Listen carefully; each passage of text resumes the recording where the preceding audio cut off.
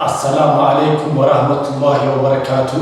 ودي أديس فيزيوثيرابي يوتيوب channel ቤተሰቦች ኢዘዲን ጀማል ባላለው በቅዱስ ጴጥሮስ ስፔሻላይዝድ ሆስፒታል የፊዚዮቴራፒ ሐኪም ነኝ።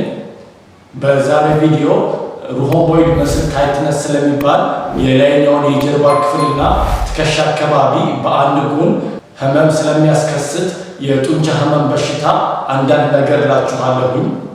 በቪዲዮ መጨረሻ ደግሞ ይሄንን ህመም በቤት ውስጥ በቀላሉ እንዴት ማከም እንደምትችሉ ሁለት አይነት ቀላል ዘዴዎችን አሳያችኋለሁ። በመጀመሪያ ሩሆምቦይድ መስል ታይትነስ ማለት ሩሆምቦይድ የሚባለው በላይኛው የጀርባችን ክፍል በቀኝና በግራ በጥንድ በኩል የሚገኘው ጡንቻ ታይት በሚሆንበት ወይም ደግሞ በሚቆጣበት ጊዜ የሚፈጠር ህመም ነው ማለት ነው። ይህ ጡንቻ በምስሉ ላይ እንደምታዩት በላይኛው የጀርባ ክፍል የአከርካሪ አጥንቶቻችንን ከስካፑላ ጡንቻ ጋር በቀኝም በግራም በኩል የሚያያይዝ በሰውነታችን ያለ ጥንድ ጡንቻ ነው። ይሄ ጡንቻ በሚቆጣበት ጊዜ የሚያሳየው ምልክት ምንድነው? በአንድ በኩል በቀኝ ወይም በግራ ሊሆን ይችላል የላይኛው የጀርባ ክፍል ህመም ወይም ደግሞ ከአንገት ወደታች የአንገት ስር ህመም ማለት ነው። በቀኝ በኩል ያለው ጡንቻ ከሆነ የተቆጣው በቀኝ በኩል ነው ህመሙ የሚሰማ። በግራ በኩል ያለው ጡንቻ ከሆነ ደግሞ የተቆጣው በግራ በኩል ነው ማለት ነው የሚሰማ።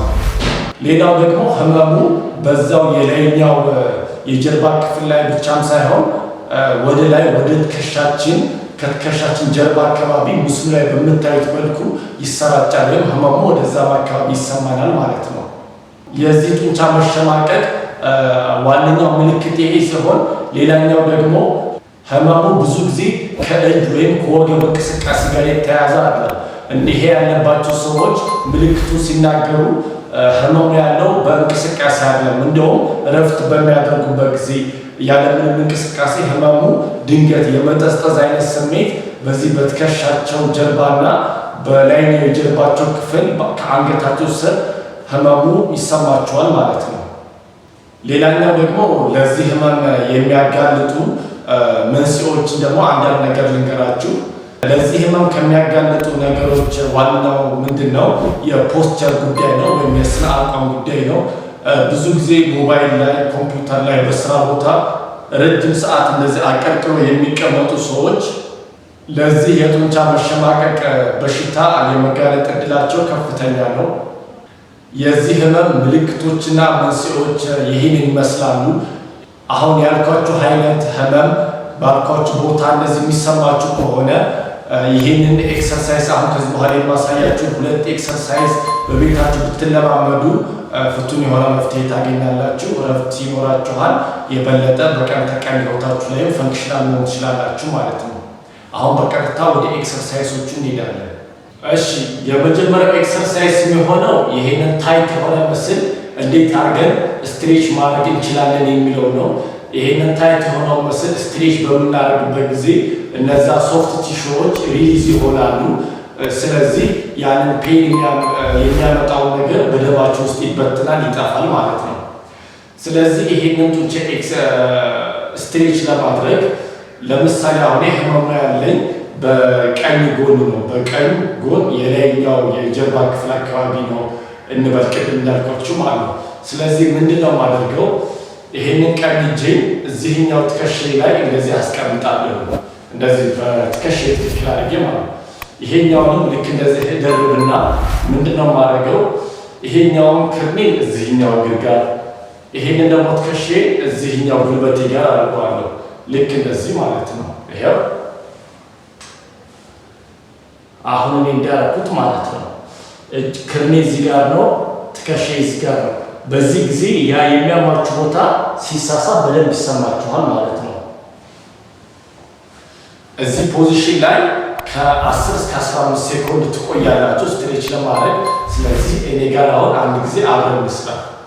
እንደዚህ እንደዚህ፣ ይሄው 1 2 3 4 5 6 7 8 9 10 እንመለሳለን።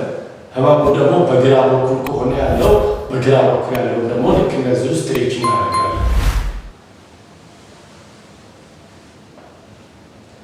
1 2 3 4 5 6 7 8 9 10 ልክ እንደዚህ በቀኝም በግራ በኩል በሚያማችሁ ሳይድ ስትሬች ማድረግ ትችላላችሁ ማለት ነው።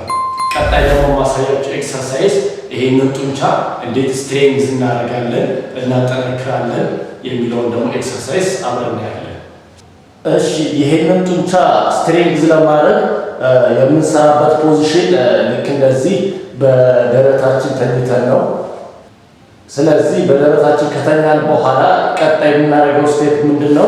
ሁለቱንም እጃችንን እንደዚህ በትከሻችን ትክክል ልክ እንደ ቲ ፊደል ሰርተን ወደ ውጭ እናወጣለን። ከዛ በኋላ በሁለቱም ሳይድ ያለውን እጃችንን ልክ እንደዚህ ወደ ላይ ጣታችንን እንደምታዩት ወደ ላይ አውጥታችሁ እንደዚህ ወደ ላይ ታደርጋላችሁ።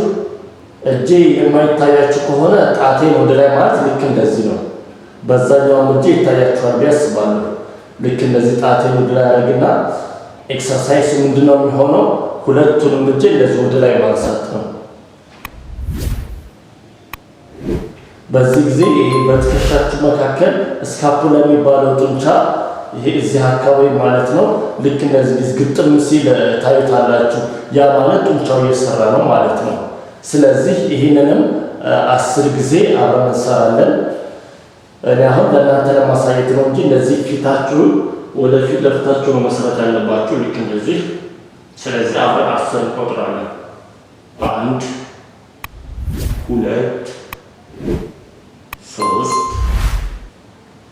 4 5 6 7 8 9 10 ይሄን ይመስላል ማለት ነው ኤክሰርሳይዙ። እሺ እነዚህን ሁለት ኤክሰርሳይሶች አሁን ባሳየኋችሁ መልኩ ከ10 እስከ 15 ጊዜ እየደጋገማችሁ ከ3 እስከ 4 ዙር በሳምንት ከ3 ቀን እስከ 5 ቀን መለማመድ ይኖርባችኋል። እነዚህን ኤክሰርሳይዝ ሬጉላርሊ ከሰራችሁ በ15 ቀን ውስጥ በወር ውስጥ ይሄ ህመም ጨርሶ ይጠፋላችኋል ማለት ነው። በስተመጨረሻ ለዛሬ ይዤላችሁ የመጣሁት ቪዲዮ ይሄን ይመስል ነበር። ይሄንን ቪዲዮ ከወደዳችሁት ላይክ ማድረጋችሁ እንዳትዘነጉ። እንደዚሁም በዚህ መልኩ ያመኛል እንደዛ የሚል ሰው ካለ ይሄንን ቪዲዮ ሼር አድርጉለት፣ ምክንያቱም በጣም ስለሚጠቅመው ነው። እንደዚሁም ለሌላ ጊዜ ከፊዚዮቴራፒ ጋር የተያያዙ የህክምና መረጃዎችን በሚለቅበት ጊዜ እንዲደርሳችሁ ቻናሉን ሰብስክራይብ በማድረግ የደወል ምልክቷን መጫን እንዳትረሱ።